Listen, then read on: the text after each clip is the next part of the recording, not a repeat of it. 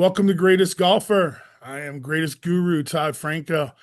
Special holiday gathering. Greatest has had a lot of awesome people come through the program over these years, and one of them was Mikey Watson. And sadly, we had to say goodbye to Mikey Watson last week. And I thought, given the work he's been to the golf community and to Greatest especially, but also to Christmas as Santa, I figured great opportunity to think about a guy who's been so much to a bunch of us and brought in some buddies, Joey C, Flip, Showtime Jimmy Phillips, and Jonah Karsner. Welcome, gentlemen. Glad to have you. Thanks, Thank Todd. you. Glad to be here. We're happy to be here to talk about our friends. It's an honor. Jonah, you piped through a bunch of Santa photos over the last couple of days. How many times has he been Santa at the Karsmer household? I think every year except for 20. All right, so Stella was born in 2013. So Yeah. he started the year she was born. And then every year since then, I think other than COVID, I think we were off maybe 2020. Yeah. And Jimmy, as veteran of a soul as you are, you've had him as Santa around your household as well, huh? Oh, 30 for my kids and now my grandkids. Yeah, Shit, every bit of 30, 35 years. yeah, that's amazing. Just when will you want me? When can I be there? Okay, but boom. Yeah. My kids and my grandkids. Joey, how was the Salone household with Santa Watson?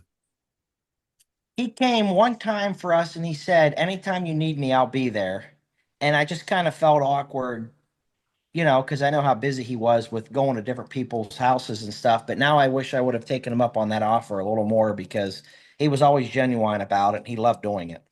It's funny you say genuine, use that word. I'm new to the Valley, haven't been here for my whole life like you guys, but met him through Greatest. And of course, guys being guys and ball busters being ball busters. When his name was on that first year's roster, the guys were warning me, you don't know this guy, but you'll never forget him once you meet him. And he came, and I think I teased in a write-up that his voice and his aura showed up 5 minutes before the course, and he never Oh, yeah. left my life. And I'm sad that he did leave it, but yeah, him and his golf stories were great. His presence on the course was awesome, and yeah, definitely a missed soul.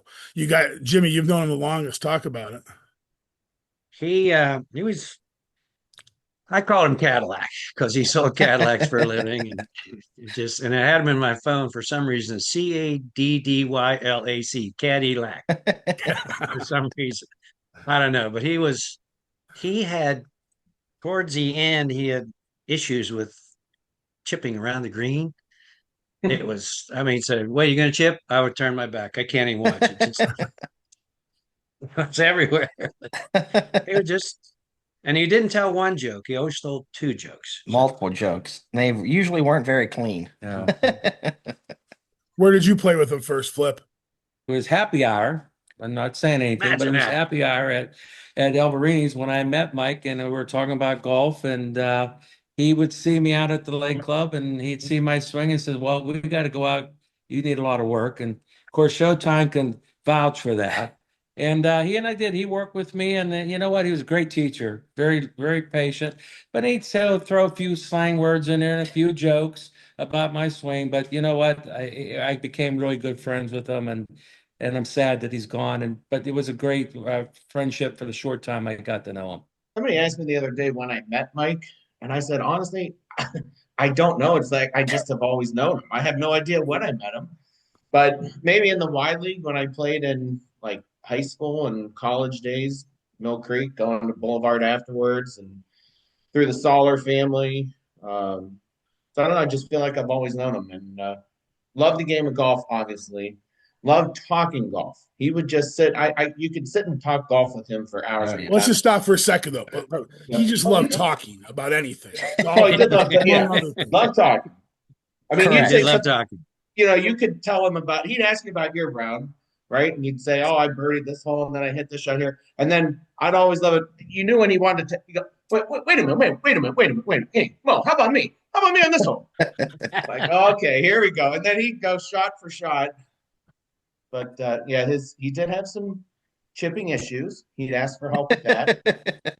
But There were situations. yeah, he was. I don't know. I just the game of golf. My game of golf around here has always included him. So How good of a stick was he back in his young days? I think he was a golf pro, of course, at one point, right? Yeah. He was assistant at Youngstown for a year or two Yeah. under Billy Cox. Wasn't he a girls coach also? At Lowellville. Yeah, he Yep. coached the girls at Lowellville recently. Yeah, remembered him talking about And that. he said they were horrible.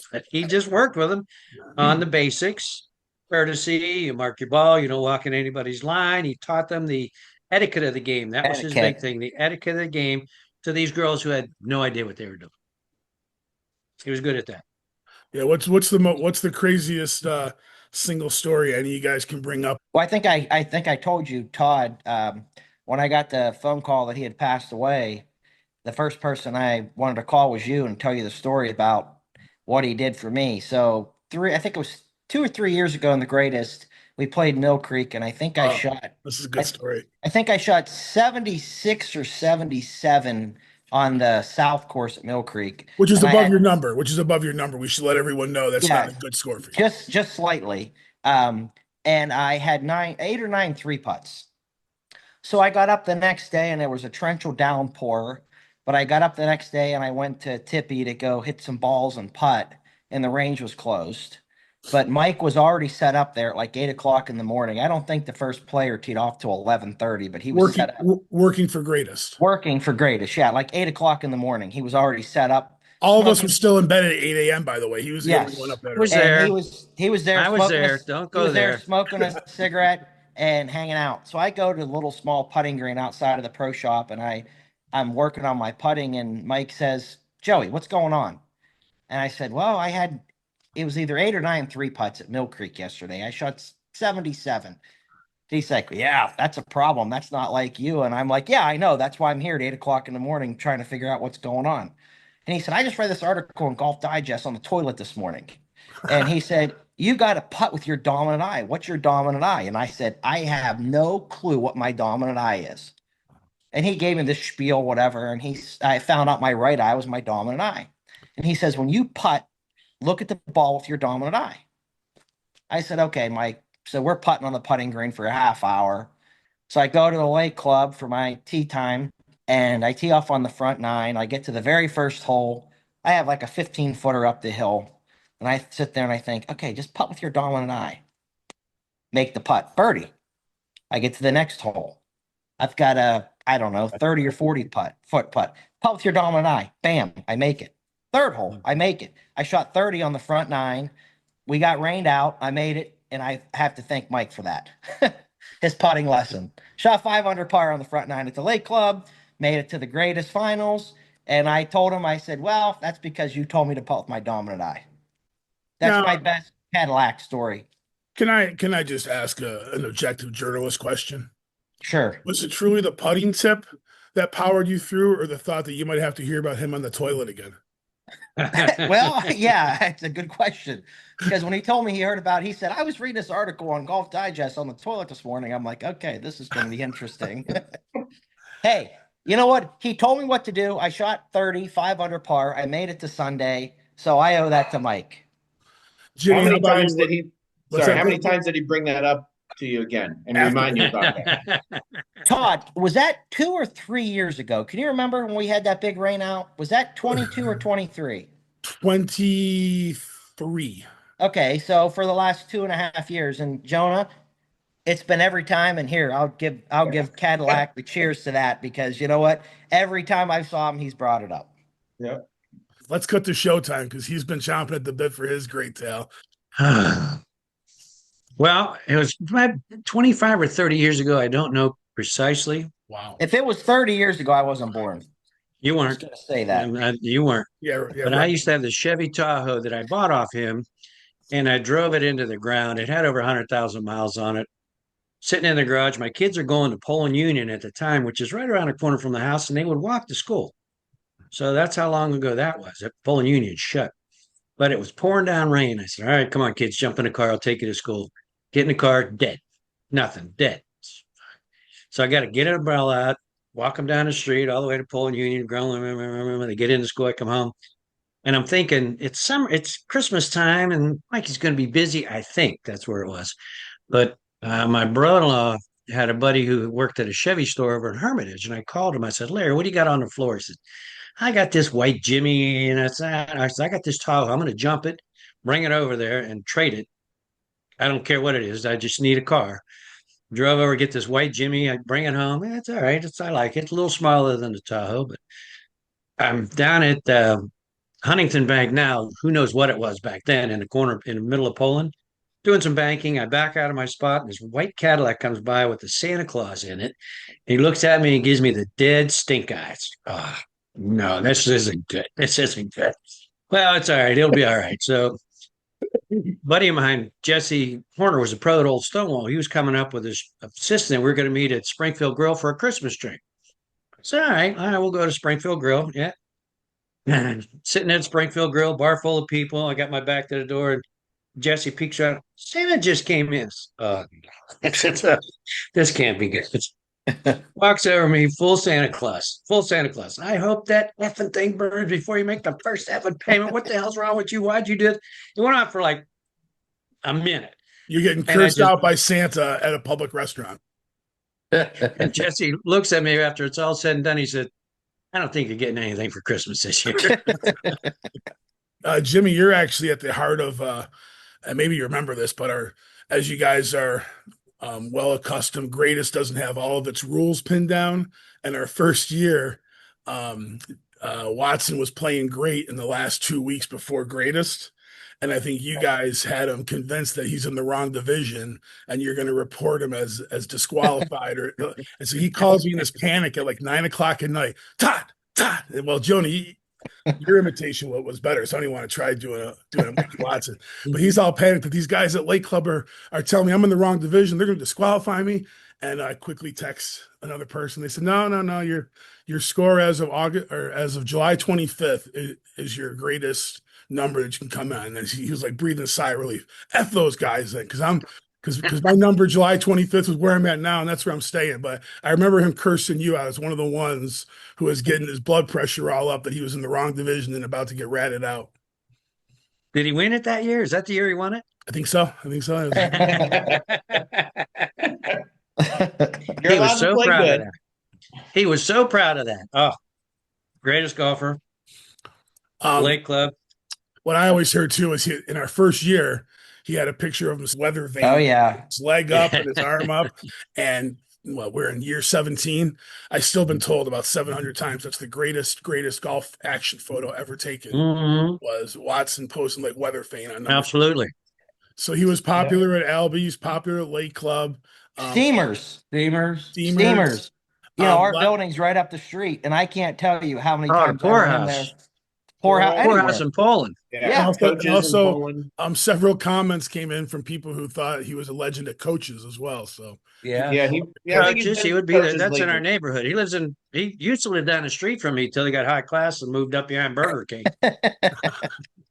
He was at my house 2 Thursdays ago. He called me and he said, listen, I'm going out of town for the first time. I got to come see the girls. He said, I'm coming over. How about Thursday at 6:30? I said, all right, perfect. So he walks in and I always get the door. He knocks on the door and I send all the kids back. I get the door. So I open up the door and kind of peek out and he'll tell me a dirty joke at the door. And then I'll start laughing. And then I open the door. Hey, kid, Santa's here. So I walked him out this year and he said, well, Santa's going to go home, take a nice hot shower, change some clothes, go up to Coaches and get messed up. Said, okay, well, text me if you end up there because I'll come meet you for a drink. And I didn't hear from him. So that was Thursday. And then when did he? A couple days later. Yeah. Yeah. There's a picture we bring out every Christmas. It was when my granddaughter was maybe 7 or 8 and my grandson was maybe 3. He comes up the cellar steps and I'm holding my grandson. He opens the door and Santa and my grandson breaks into tears. He was scared to death. And we got a beautiful picture of him and I'm laughing because it's hilarious. My granddaughter looking up with a big eyes, looking up at him. Santa Claus, we bring it out every year. I'll tell you, what, knowing Mike for the short time than you guys, that was one of his greatest achievements. Yes, it He was. was so proud to be Santa yeah. Claus, and he told a story. Hold that flip. He told a story about where he went to some guy. He was at a bar, of course, and this guy come in and he seemed real down. And Mike talked to everybody. Mike, there was there was nobody Mike wouldn't talk to. And so he went over to this guy and he said, you know, what's wrong? He goes, well, we don't have much money. My son is not doing well and he's at home and I don't know if he's going to make it. And, you know, Mike went with this stranger to this gentleman's apartment, asked Santa Claus to see this young man so he could have maybe his last Christmas.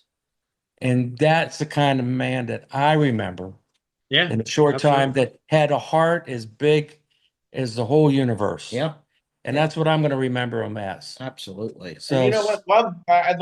Love's a good term, and he's one of those guys that, and I'm glad now with these phones that I've got the text messages that I have from him going back years. yeah. I looked at that prior to the call to see if there's anything that stuck out, but it's just every text, you know, checking in, hope you know well. I love you so much. I can't wait to see you. I mean, he was definitely full of love, and he was the kind of guy who would tell you that.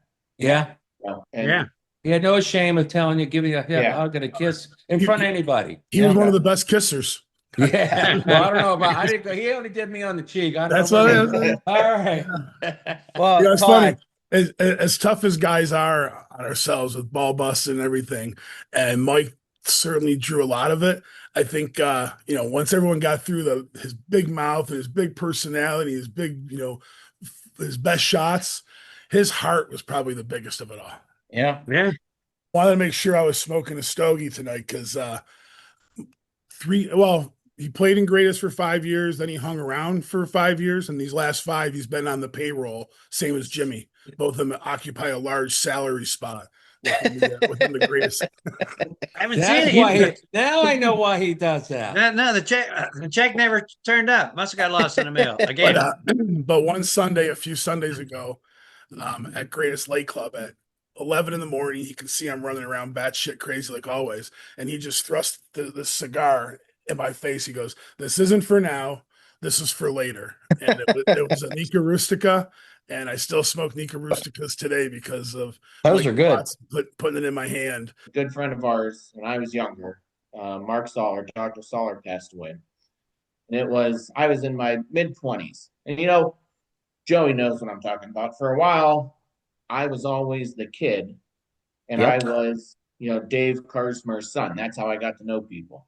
Yep. And I'll never forget when Doc Soller died, we were at the funeral calling hours, and I saw Mike, and he came up and gave me the biggest bear hug.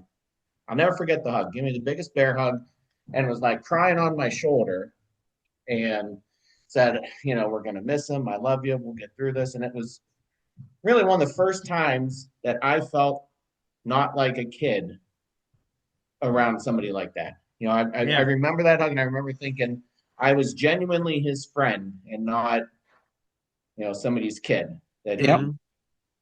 And you know, he just made me, I don't know why I thought about that, but just a special guy, and he made me feel that friendship. And Yeah, Mike was the forever. same way, Jonah. You're right. Mike was the same way with me. Yeah. When I started playing at the Lake Club with you guys, I wasn't a kid to him. I was just another guy playing with you guys. No, you're a kid. I was a kid, but to him, I wasn't. Well, Yeah. Todd, so I got this for a Christmas present. This is Van Winkle Lot B 12-year bourbon. It's really rare. And I know Cadillac liked his wine, he liked a lot of things, but I've been waiting for an opportunity to open this up, and I think tonight would be a good night. So I'm gonna pour me and Flip a little bit of this, and I hope that Showtime and Todd and Jonah could raise their glass up, and we could all kind of honor Cadillac and have a little drink of something good. And I know he would like this, so we're gonna pour ourselves a nice little sip Whoa. or a big sip, Yeah, whatever it's, you prefer. This is a Stephanie pour. You can't put that on ice. What's wrong with you? Yeah, I like it on Oh, we ice. have to. It's hot. So we're all gonna raise our All right. glass, guys, to our dear, dear friend, our late friend, Cadillac Mike Watson. May he rest in peace. God bless him. See you on the other side. All Okay. right. Amen. Ho, ho, ho. Supposed to cry. Listen, I know we're crying. Oh, it's a pain all the air. Feeling that hurt that's so inside. Lost you can never never explain. I just wish it would rain. Oh yeah, baby.